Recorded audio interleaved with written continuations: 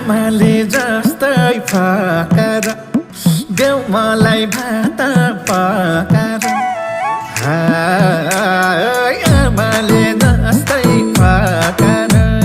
देऊ मलाई भात पकाएर किन लजाकी रहेछौ मायालु साह्रै मजाकी